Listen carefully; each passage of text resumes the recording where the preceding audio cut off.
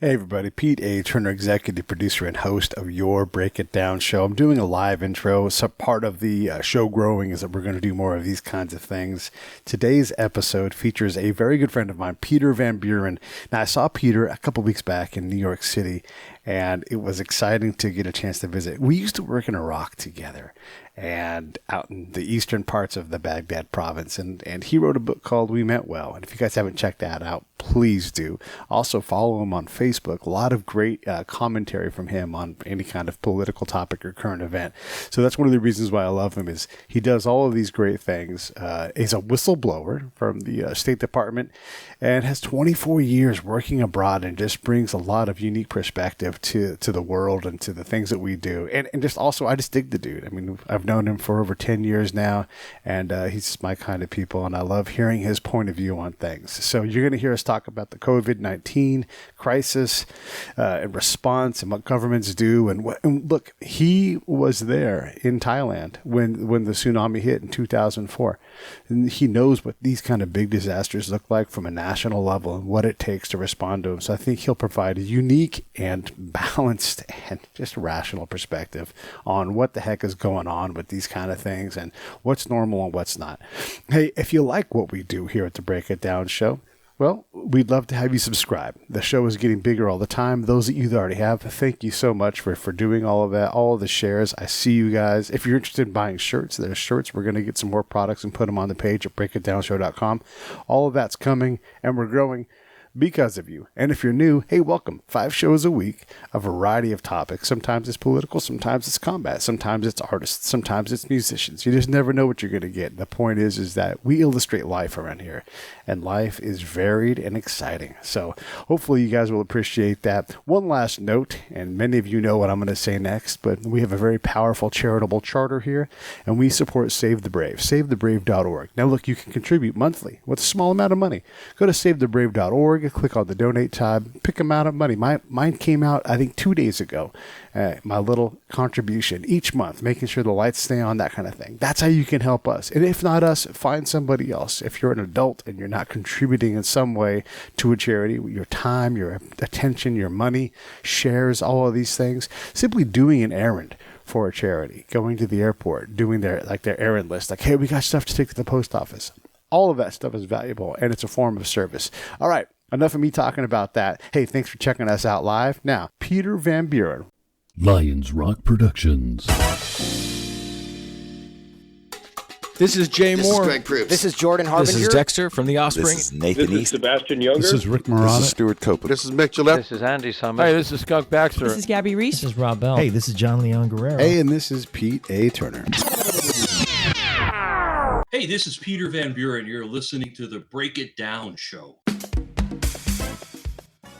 Peter and I go way back now. I can say way back, Peter, because it was in the late 2000s when we met, and you could say we worked kind of together on the same projects. I wouldn't say we worked together, but now, you know, we've reconnected over the past few years and had a chance to talk about a lot of different topics. But we also got to see each other face to face in New York City. How fun was that? Yes. It was really interesting. I mean, there's something to be said in these times of social isolation, to de-isolate. I think it's going to be something we're going to come out of this current situation talking about is where we need to we're social animals. I mean, it's the nature of humans.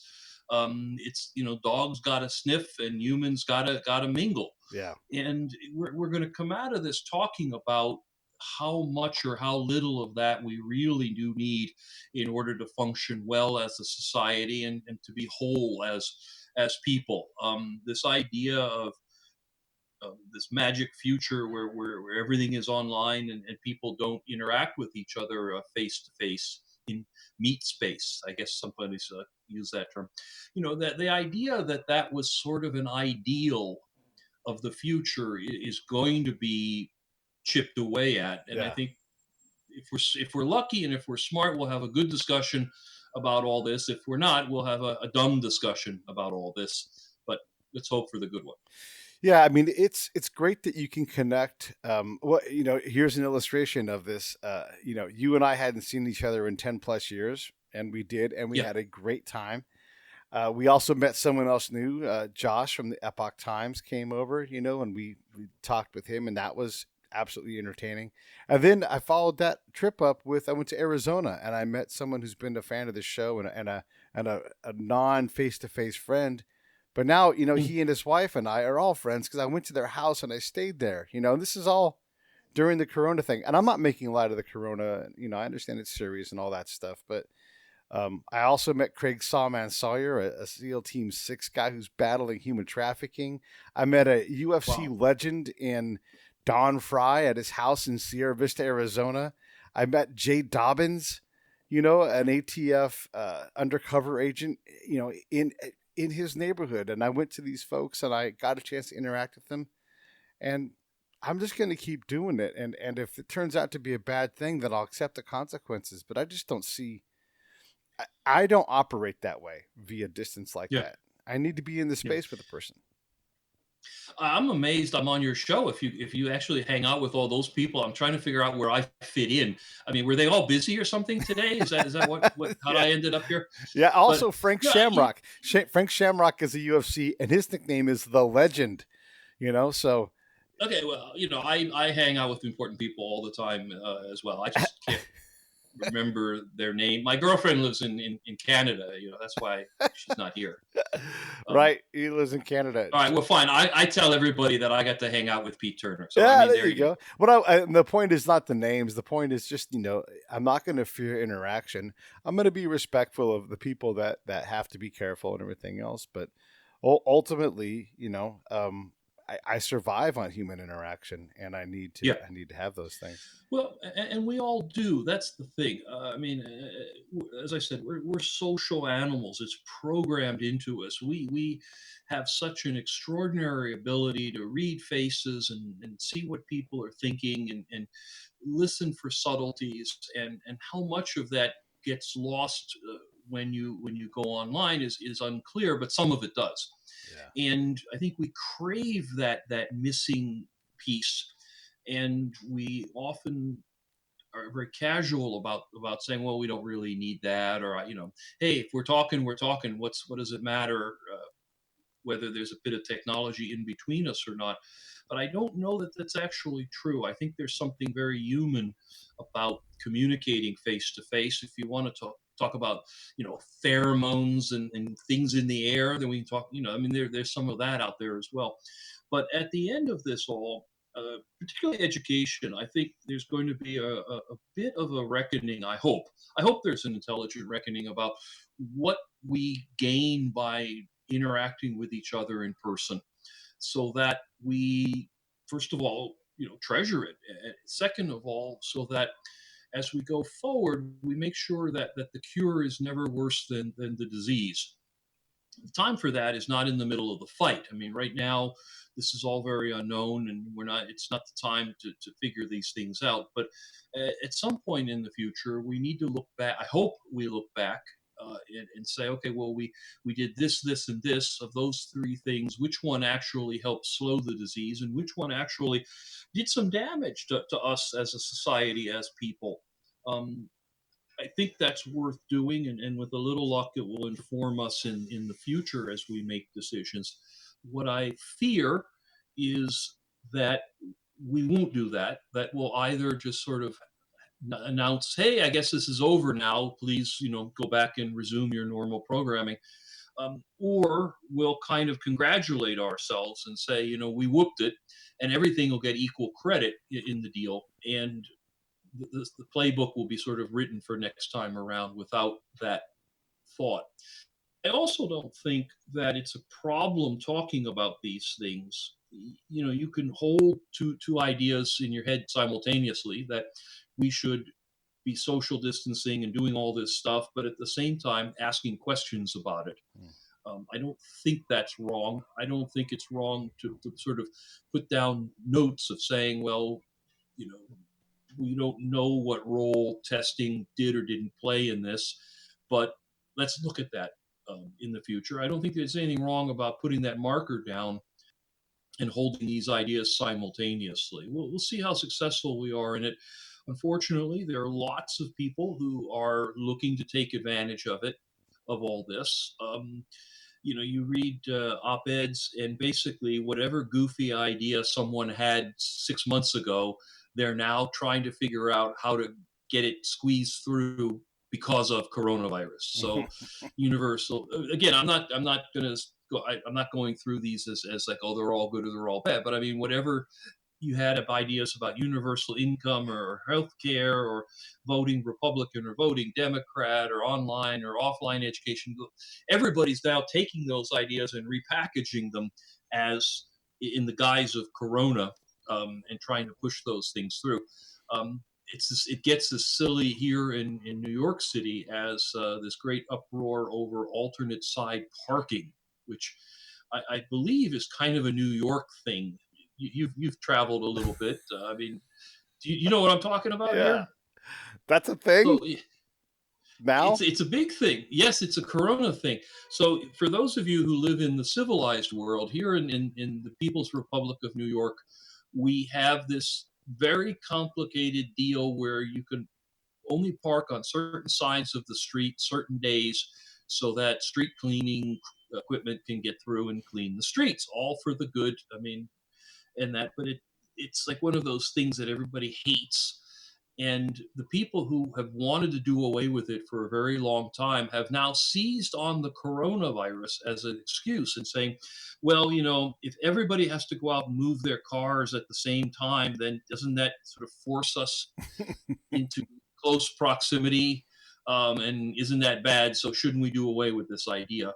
Um, the same thing with the e-bikes. Oh my God. The deliveries here in the city, food delivery is usually done by short people from Central and South America who ride bicycles.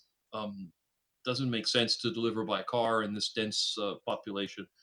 And these guys have these. A lot of them have these bikes that are half bike, half motorcycle, I guess. They have a battery. They're Yeah. called e-bikes, and the city, for some reason, has made this a crusade over the last year or two to get rid of them.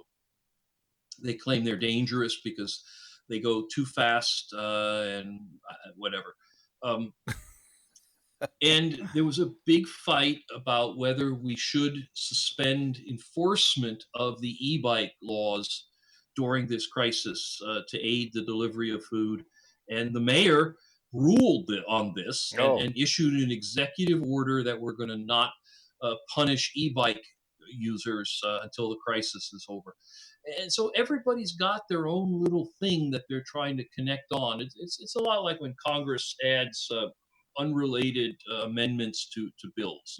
one thing I have noticed, at least from my perception, and I'm not a big news watcher, so, don't be surprised if I'm totally wrong on this, but it does seem as though the inflamed political attitude we've had recently has been absorbed a little bit by the no shit importance of dealing with this crisis. And, you know, um, like Floridians don't often know how to shelter in place already, and we get all freaked out because they don't evacuate, and they're like, "But my house is made out of cement. My window can take 500-mile-an-hour winds.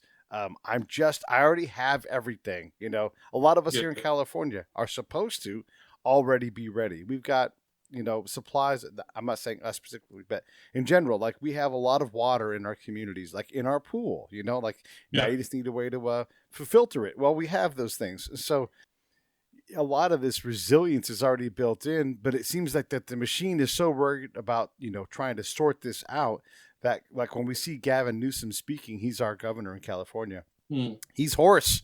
The guy from the NIH is just like, I'm not trying to talk, because they just have been talking and staying up for hours. So they are definitely taking it seriously. And it kind of, to some extent, seems to have reduced the rhetoric around, President Trump and politics and you're evil and Nazis and that kind of thing. I'd like to hope that was going to happen. I'd like to agree with you, but I don't know that I see that. Okay. At least the media that I take a look at. And I, here in New York, the majority of the media that I'm exposed to tends to be kind of left of center, particularly the New York Times. And they're in full mode of finding ways to use this to elect a Democrat. Yeah. They spent a lot of time in the last week or two explaining why Bernie Sanders was going to kill us all, and advocating for Joe Biden. And they have spent a lot of time and a lot of editorial space and a lot of news space, unfortunately, as well, trying to tell us that Donald Trump is a danger. If you look at for example, the editorial page here, they've got on the opinion page, they've got give every American $2,000 immediately. Next one down, I'm a doctor in Britain. We're heading into the abyss. Next one, the era of small government is over. Next one, cancel the Olympics. Next one, my country's healthcare system may soon collapse. One after that, I'm reading headlines here. Why the coronavirus is so much worse than September 11th. Next one after that, how racist is Trump's Republican Party? Last one, this is, of course, Tom Friedman, who's never met something that isn't a crisis. Our new historical divide, BCAC, the world before Corona and the world after. They are not missing an opportunity to remind us that the end of the world is coming quickly. There's articles on the business pages that are talking about not recession, but depression. They're misquoting the Secretary of the Treasury, talking about 20% unemployment, which is basically what we were looking at in the 1930s in the United States. There is a very much an ongoing sense in that sliver of the media, or that chunk of the media, to make this seem as bad as it is and a little bit worse, and to put the blame on Donald Trump personally for I guess not coming here and sucking the virus out of my lungs personally. It becomes a little bit troublesome to read because, first of all, as I said, I mean, there's time for looking back and seeing who made mistakes. You don't do that in the middle of the fight, number one. But number two, there's an element of, if it's wrong to give people false hope, I think it's equally wrong to give them false fear. Right. We are all facing decisions that we make about how to interact with each other, what to do, how to behave, if you will. And some of those decisions may get a little nasty. And if we are in an unfairly fearful state, we're going to make bad decisions. I recently wrote an article for the American Conservative looking back at the AIDS crisis in the 1980s and citing specific examples where dumb decisions were made because people were in fear. And there was just a lot of dimensions to that. I mean, most people who lived through it, and a lot of people who have gone back and looked at it, are well aware that the Reagan administration delayed funding for research on AIDS, believing it to be primarily a gay problem and therefore not of particular interest to them. That's a good example of, I guess, inverse fear.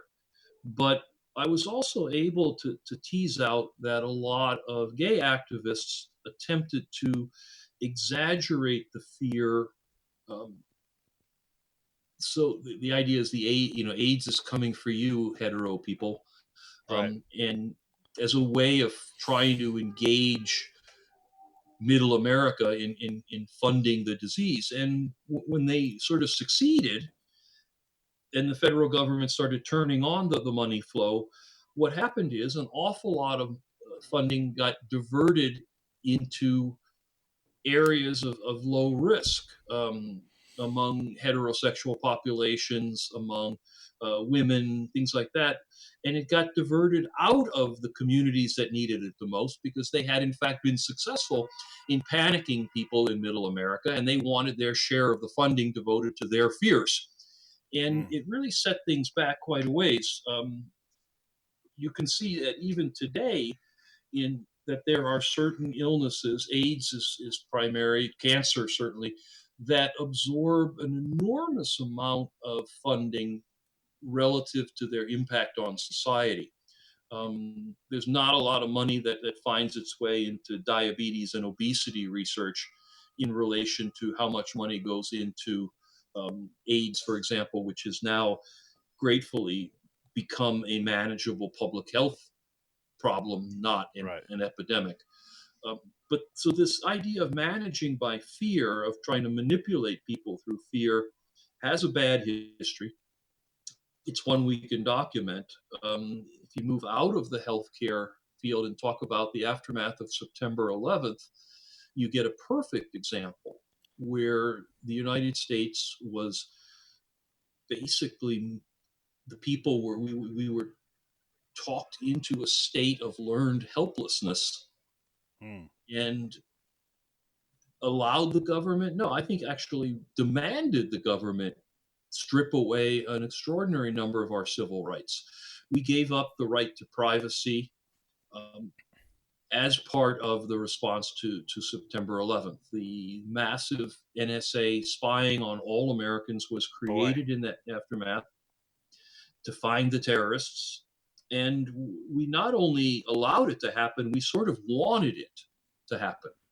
The same thing with a lot of First Amendment rights, the Obama's war on whistleblowers. These things were all outgrowths of the climate of fear that was created post 9/11.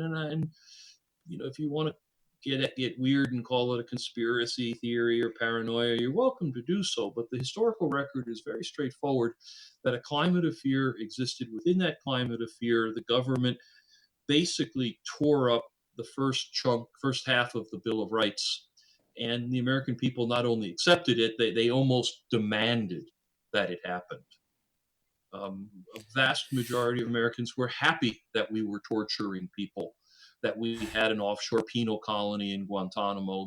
Both the wars in Iraq and Afghanistan had wide support. The questions didn't really get asked too closely, and they still are kind of muddled in history. Fear is the worst possible way to make a decision, a good decision. But it's an old tried and true that if you can get the people scared, if you can get them feeling helpless, they will look for a leader. Unfortunately, we end up with people like George W. Bush or Jim Jones, or maybe you want to include Donald Trump. Yeah, I mean, the rhetoric doesn't stop. It just seems to have deflated a little bit. But you're right. All of this stuff about, well, I mean, gosh, look, the Democratic Party, desperate to get President Trump out of office, is going to select Joe Biden as someone who's.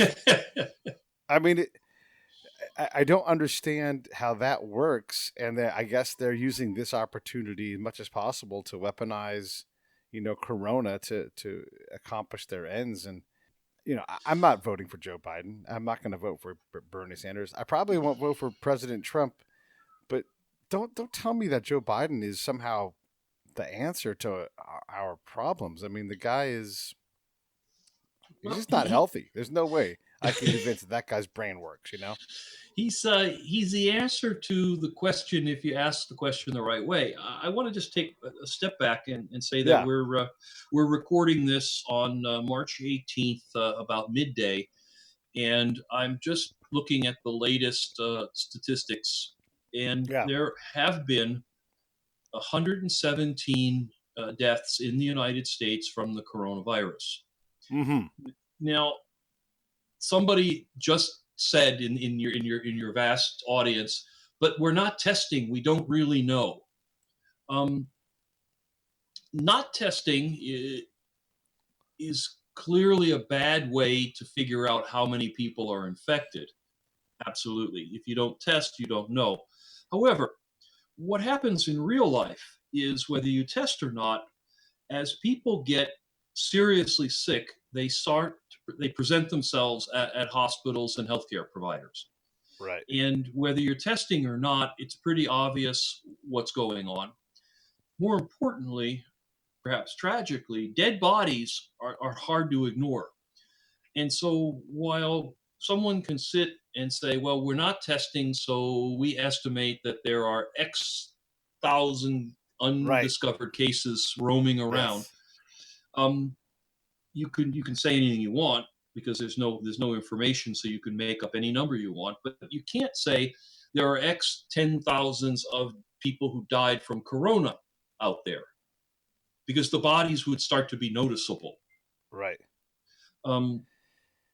We had a rule of thumb. One of my jobs at the State Department, we occasionally were dealt with missing persons cases. 99.9% of the time, it was Mr. English teacher who forgot to call mom, one of those kind of things. But Yeah. What I would say, if I could find the right way to say it, is the real tragedy it probably hasn't happened because somebody notices in a first world country where I was, somebody's going to notice a dead foreigner. And if he's in the hospital, somebody's going to be looking around for somebody to pay that bill, if nothing else. And so the chances that he's in the hospital seriously injured or dead are very small, because somebody would let us know. And that's the same thing with the coronavirus. Yes, of course, without testing, we can't put an accurate figure on the number of infections, but we can make some statements about the number of dead, because they tend to be a little more obvious. And we're not, at this moment in time, seeing these vast numbers. I mean, 117 dead, nobody's happy about that number, but realistically, it's very, very small. And it's absolutely infinitesimal in regards to what we are doing in reaction to it. It's been beaten to death, but between October and February, close to 10,000 Americans have died of the regular flu. Many of them elderly people, and our ability to truly not care about 10,000 deaths is staggering to me. Of course, I mean, we simply don't care. Yeah. Yet we're basically rewiring our entire society, including the economy, the education system, the healthcare system, the way we do government, the powers that we grant government, over what currently is 117 deaths. Now, that's got to go up about 10 times before it reaches the death toll that the flu has enacted. And we're not even starting to talk about the number of people who are dying out there of heart attacks and car accidents. I mean, Right. a lot of people die all the time. 117 deaths by itself in isolation is as close to irrelevant as you can, without being too cruel as a human being. So we want to. Well, I do want to say this, and I want to ask Yeah. you. Every year, ish, 5,000 people die from choking. Right. So what's your over under? Is it going to be more or less than that? And obviously, look way into it. We're not trying to make light of it, but when we do look at this, do you recall the Thailand tsunami in 2004? I was there. Yeah, they quit talking about how many people died because it was horrible, and now you have to well, that same week we where I was in Iraq, they blew up a chow hall and a bunch of people died there. Yeah. But as soon as that happened, it was like 250,000 people had died, and we, well, I was in Thailand as part of the State Department's response. The joke is that's the only time that's when the State Department finally sent me to Phuket was during that. I mean,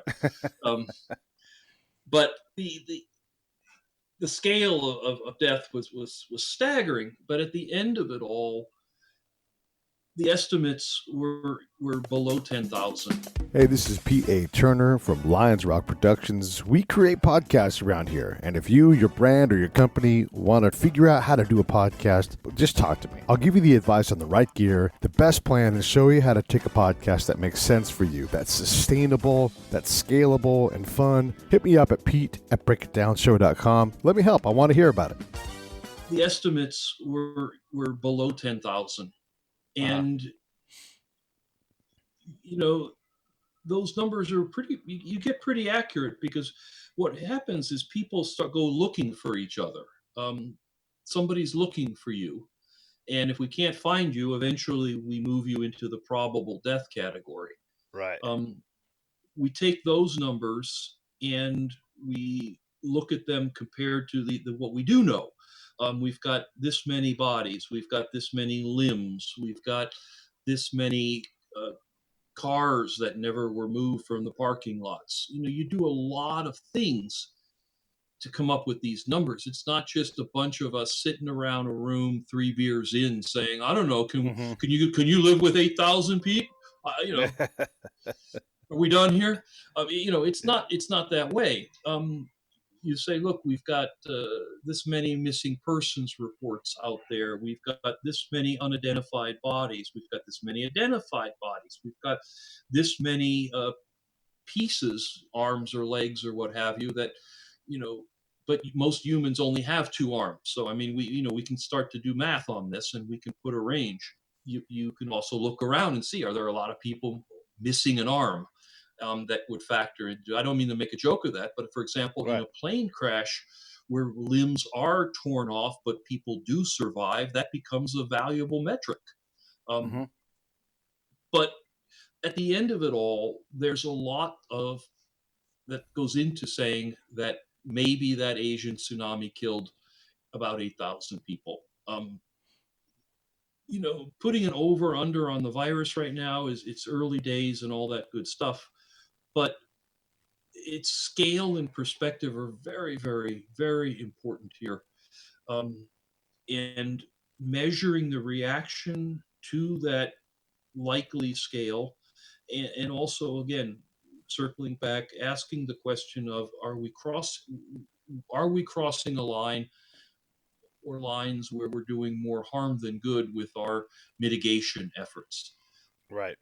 For example, let's get serious about this. All right. If we would have dropped an atomic bomb on Wuhan in February, there'd be no coronavirus problem. Right. If the city of New York shoots the next 1,000 people who become infected in the head, we're going to put this virus to bed in a week. So, I mean, that's where the line really is out there. Now, obviously, we're not doing that. Most of these ridiculous scenarios that you see where you've got people on CNN talking about millions dead are studies that have been done in the absence of any mitigation, that are valuable for scientists to kind of set outer boundaries. Well, the idea is I cough on two people and they cough on 2 people, and those 8 people cough on 2 people, right? I mean, within a couple of days, everybody in America is infected, and they come up with this number.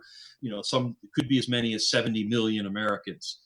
Well, those are useful for statistical purposes and to set out of boundaries, but the reality is that there are going to be mitigating factors in there, and some of those are human-made, like social isolation or atomic bombs, and some of them may have to do with immunities. They may have to do with the weather, for example, and things like that. So we got to keep all of this there and make sure we're staying as much as we can within the white lines, and especially after it's over, going back and taking a careful look at everything we did and making sure we don't learn the wrong lessons, or don't have the wrong lessons fed to us by people who realized, as for example George Bush did after Dick Cheney after 9/11, how easy it was to do these things. I've always been of the mind that if I could get Dick Cheney on the waterboard myself, um, and say, Dick, what was? I'd have a lot of things to talk about with him, but one of the things that I think he would end up admitting was he would probably say we didn't go far enough. Mm-hmm.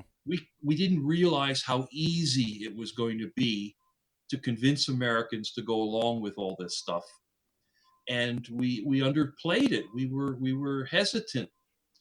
If we would have realized how easy it was going to be to manipulate Americans' fear, we would have done so many more things than we Right. actually got away with. The torture program would have been huge. The spying programs would have been far more comprehensive. We would have, because we would have gotten away with it all. We just didn't realize at the time it was going to be that easy. And I don't want that to be the lesson that politicians and certain big business owners walk away from Corona with. That, hey, it was pretty easy to do this. We convinced Americans voluntarily to give up their jobs, which is what has been done. Yeah. Oh. Yeah, and put educations on hold. Put education on hold.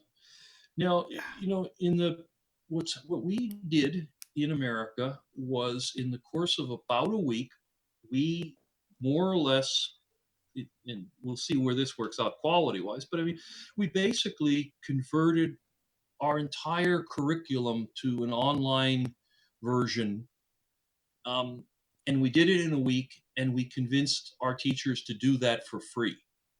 Right. That's kind of a big thing. If 6 months ago the president announced, I want to get rid of, should I do the voice? I want to get rid of in-person classrooms. I think it's tremendous waste of money. We can do better than this. Teachers, I don't think we really need as many as we have. Whatever. I was practicing Bernie too, but I guess that's no longer really that useful. If 6 months ago Donald Trump had said, we want to get rid of all in-person classes, K through college, and I want the current instructors at each of these institutions to develop the online version of their classes in a week for free. And I don't want to hear from teachers' unions or anybody else about any of this stuff, or parents. People would have gone insane. They would have burned the White House down. Yes. Instead, last week, that's exactly what happened. And I can't imagine that the people who do budgets and pay for schools and for-profit colleges and everybody else hasn't taken note of this. And I just wonder what we'll come back to. I mean, what will the lesson be? And then creating your own economy I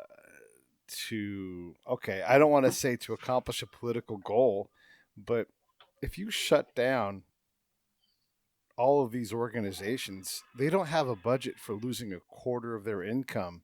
Right. Because you just shut these things down. Like it's a substantial problem. And I guess you can't hedge, but also we don't know what a hedge is. Like how do you like we were talking about 2 weeks. Now we're talking 3 months for a lot of things. Right. I'm not going to sit in my house for 3 months. I'm not going to do it. They can throw me in jail, and then they'll have to let me go because it's too dangerous to be in jail. Life has to continue. Well, where are you going to go, Pete? Anywhere I fucking want. I don't know. I'm in America. No. But I mean, the thing is, where are you going to go? I mean, if you come visit us here in New York, the stores are all pretty much the stores are closed right now. All the retail stores are closing early. Right. The restaurants, the bars, the cafes are all closed. The theaters are all closed. For what it's worth, Broadway is all closed. I'm free to leave my house, but there's not a whole hell of a lot I can go out and do. Walking in the park is great, but it has its limits.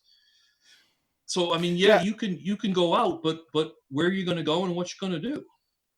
Well, I think that there's the more the government clamps down, the more folks are going to do things like whatever, start up a speakeasy or whatever it is. If this Yeah. thing really goes on for 3 months, there will be people that are like, I'll make money by doing this, let them come and catch me. And next thing you know, you'll have people out enjoying a gray market lifestyle, I guess, maybe is what I would say to that. The thing is that while I don't want to be the angel of doom, but I mean, what that does is create a couple of problems. I mean, first of all, Okay. it creates this two-track society where you've got people who are clever enough or have the money to enjoy those things. We saw that during Prohibition.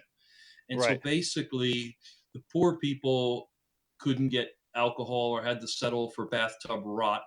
And the Mm-hmm. rich people basically didn't change their lifestyle at all. So you do that. The other thing is you create this whole new avenue of enforcement where the government can crack down when and where it wants to on basically anybody at any time. There's going to be a reason to do it. I mean, Mm-hmm. because you're talking about black markets and speakeasies and this Yes. whole thing.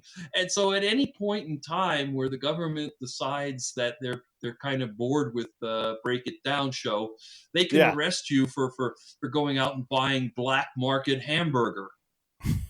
Um, and if you don't think it's true, then you just have to go back and look at the way that this was done in the old Soviet Union, in the communist countries, where Mm. basically there was always an excuse to arrest someone for something at any time, and Mm-hmm. they kind of left you grateful if you got away with it, or things like that. It's a hell of a way to live. I don't think it's a very good way to live, and I mean, you know, I worry that when these folks realize how easy it was to get these massive societal changes in place, they're not going to very readily give up that power. Power tends to not flow that direction. Right. Um, Right. we've long since gotten past worrying about the terrorists, but yet the surveillance and stuff all continues out It there. remains right. Yeah. And so, out of an abundance of caution, the following things are going to be kept in place for a couple of extra months after Corona's gone. Or Right. the first time somebody sneezes again in October, we're going to lock everything back down.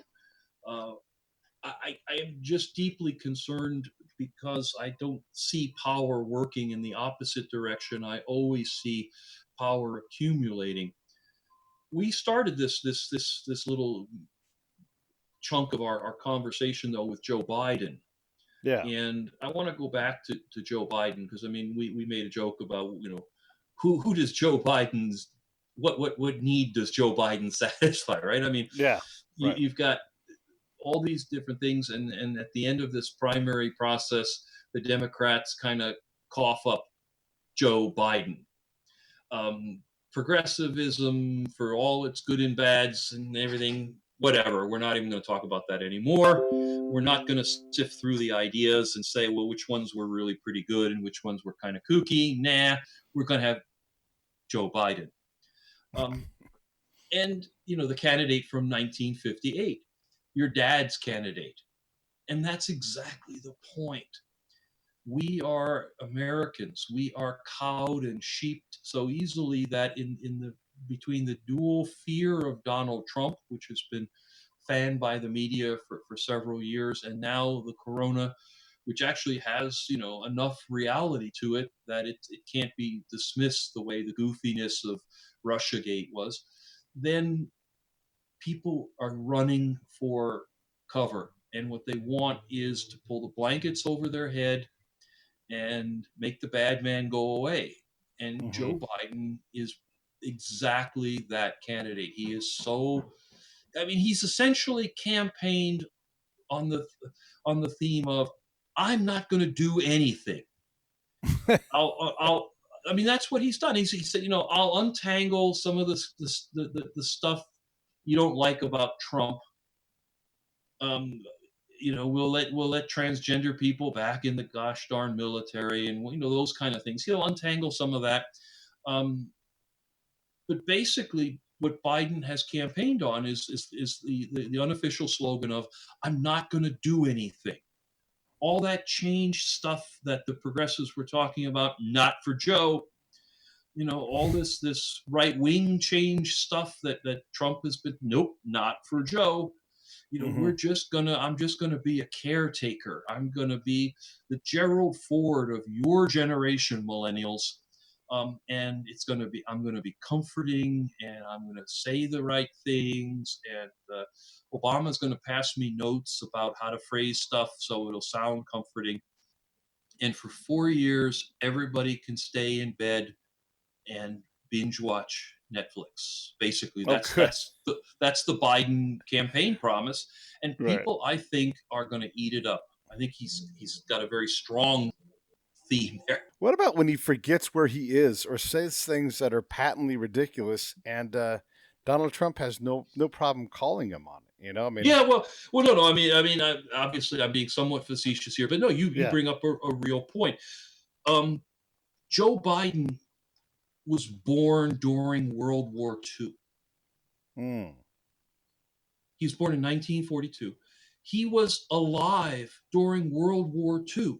That's like a long time ago. Yeah.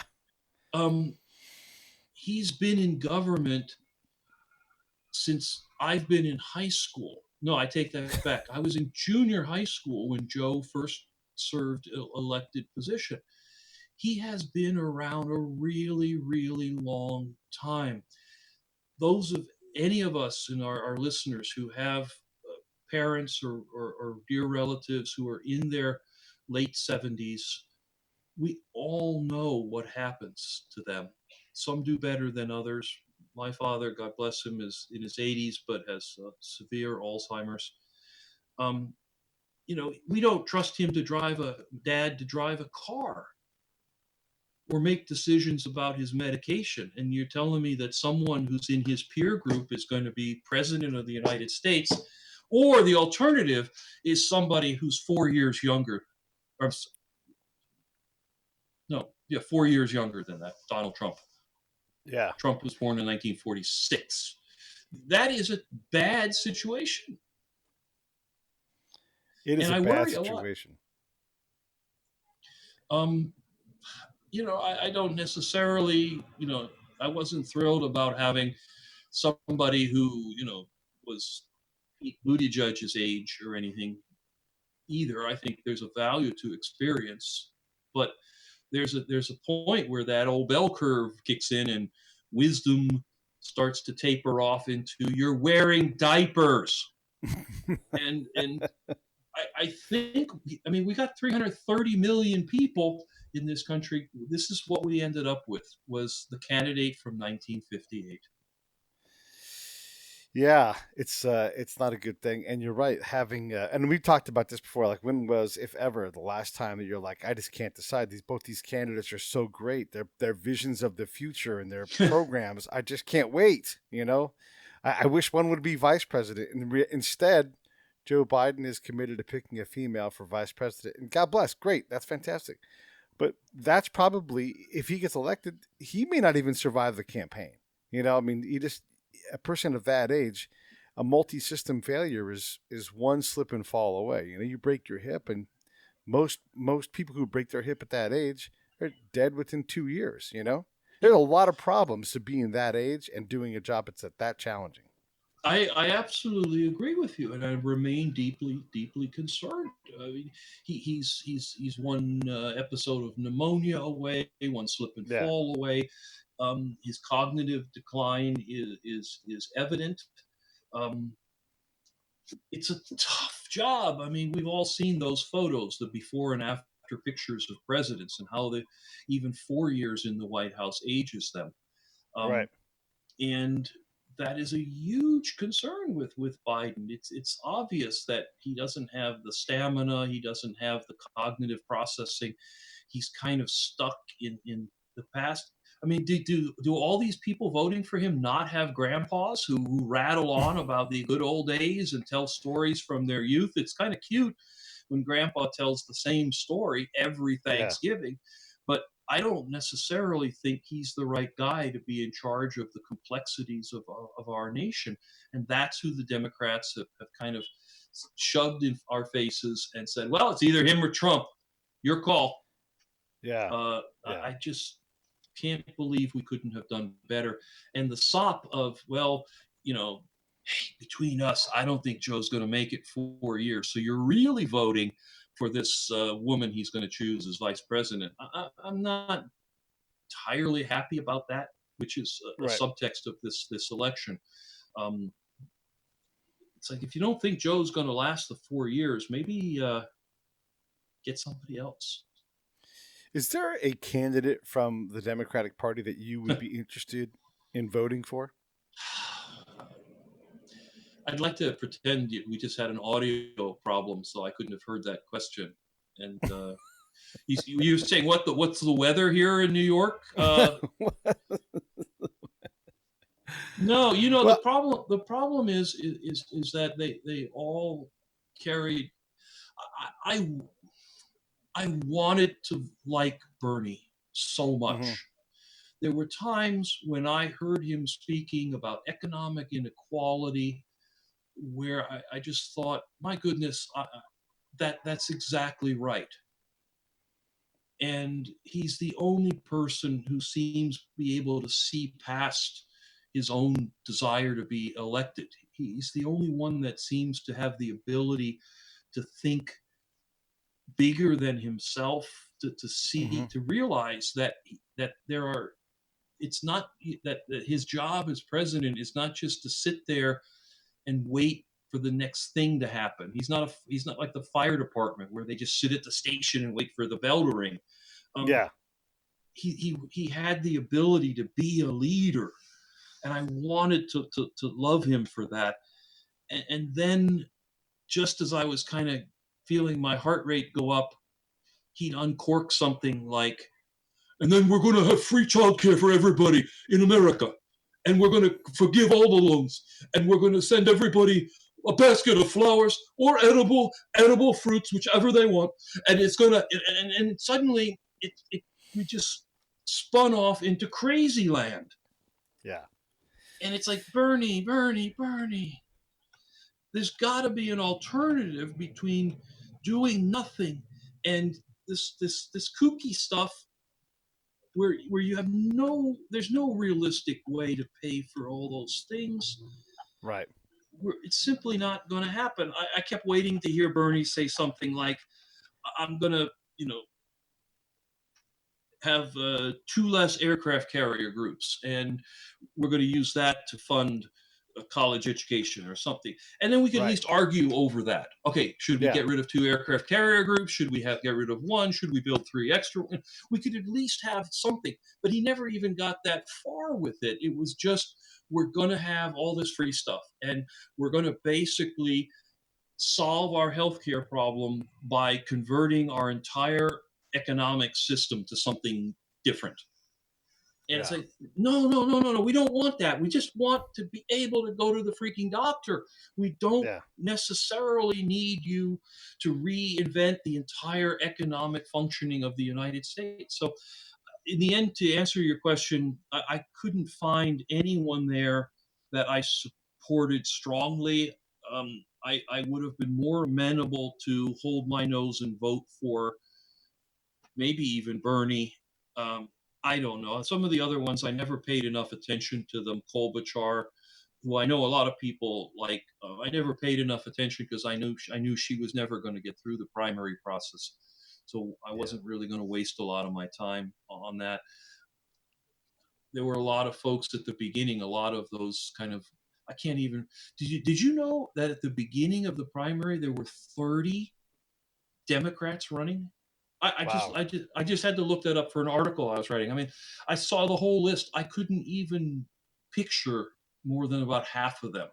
Never mind tell you something about them.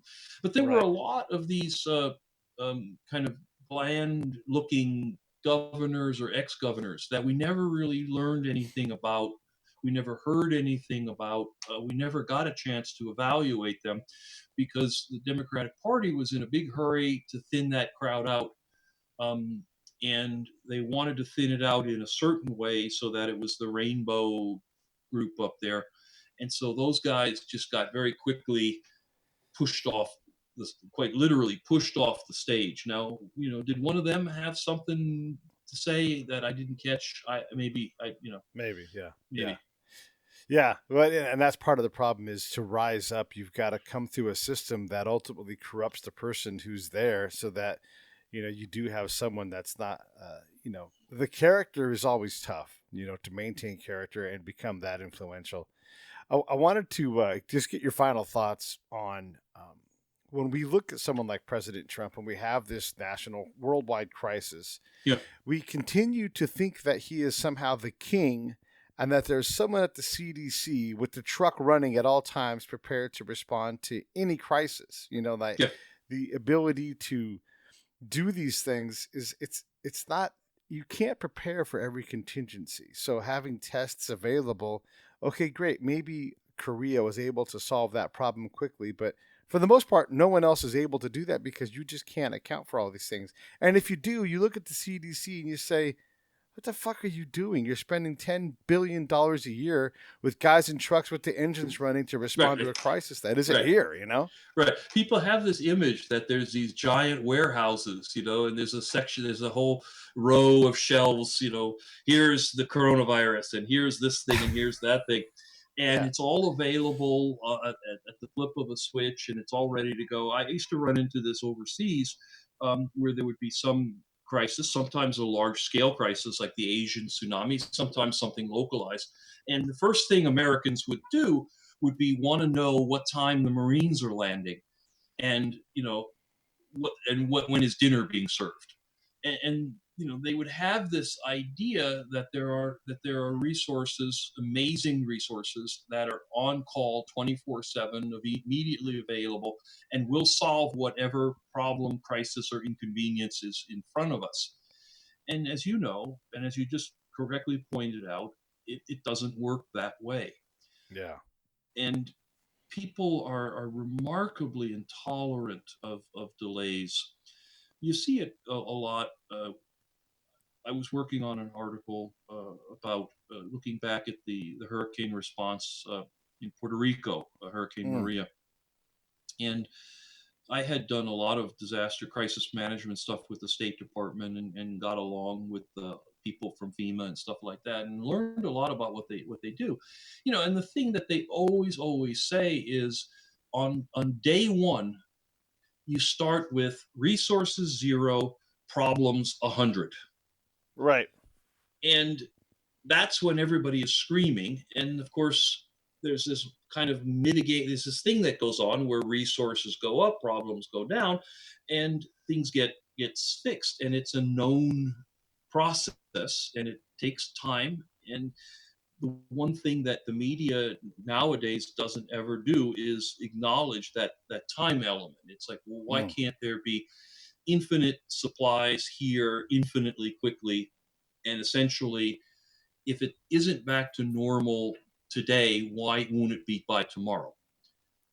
Right. And that is what you always face in these crisis situations. And I think if I have to criticize Trump at all, is that the guy just isn't good at public speaking. He doesn't have that. Pence is a little bit better. They honestly should have hired Morgan Freeman to do this. And I'm only half kidding. I mean, it's not like Trump is universally popular, right? I mean, so we already know that, a good half of the country hates his guts to begin with. And love him or hate him, he's just not good at this cuddly feely thing that we seem to want out of our leaders. I honestly think they should have hired Morgan Freeman, and he just could have come out there and said in his nice, comforting voice the stuff that we all seem to want to hear. I mean, we got Barack Obama built a legacy on being good at that, right? Yeah. Like he would go out, there'd be a mass shooting, and he would show up and say nice things. And everyone said, "Oh, I feel so much better," without noticing. It's like, hey, isn't that his third mass shooting this month? Aren't there a lot of mass shootings? Holy shit, we should probably be paying attention to mass shootings. Instead, it's like, man, that guy sounds great. I feel so much better now. If that's what we want, then fine, let's get that. You know, if not more, I don't know, Morgan Freeman, I don't know. Is he a political guy? Does he have issues? So I mean, if not, yeah. You just write a bigger check. Everybody all of a sudden is that how an advocate. Whatever. I mean, we're good at this. Just get any of those people who reads the local news, who has one of those nice baritone voices. I mean, you don't even have to put them on camera, or her, and then we'd solve that problem right there. Because Trump just isn't good at that. But otherwise, I don't know that I want to put him up against the wall because there weren't enough tests, or we didn't take the WHO test when the Chinese one failed. You know, all this complicated questioning. Yeah. I don't think it's time to put anybody against the wall for that. Yeah, I'll just say, like, in terms of being the president, you know, you want the president to deal with presidential level problems, you know, and someone's going to say, hey, this is looking pretty serious. You get to say, let's wait and see. I mean, it can turn out to be bad, but it's also an appropriate response to go, we've got other fires that are more important that are right here in front of us. Oh, and by the way, I'm trying to get reelected. Always kind of a funny thing. But yeah, like it's I submit that if President Obama had done the exact same play-for-play response in the coronavirus, everything would be just fine. Everybody would be like, it's totally fine. He's doing a great job. But because of the guy we have. You're cheating, right? You're baiting me here. Is that correct? Because we all know what happened in 2009 with the swine flu, the H1N1, which was under Barack Obama's administration. It took him 7 months to declare a state of emergency. When the crisis began, he had no one in charge of CDC. He had no one in the position of Health and Human Services. FEMA was still being reconstructed after the Bush administration kind of messed it up and left it to die in the aftermath of Katrina. And over 10,000 people died of swine flu before it got under control. Obama never closed the border with Mexico, which is where the virus was coming from. He didn't do any of those things. By those standards, by Trump standards, you would have to say Obama did a terrible job. Now, I'm not making that claim. I think he did an adequate job because that's the best you can kind of do in these situations. But I mean, if you applied the standards that are being applied to Trump to Obama's swine flu, you realize he did a terrible job if you're using those same standards. It is all about politics and the way we're looking at this. As I said, right now, there are 10 times more people out there dead from regular flu than from coronavirus. If we don't care about them, we got to ask ourselves, why are we caring so much about this and so little about them, or vice versa? And unfortunately, the answers are that we're being manipulated and we're participating in that manipulation. And bad voices and actors will find a way to take advantage of that. Well, listen, man, I appreciate you coming on. It was great to see you in New York. Let's have another chat again soon. And thanks for bringing some reason and some calm in this crazy, crazy world, because I definitely much appreciate it. Let's keep at this. There'll be a lot more to talk about. Take care.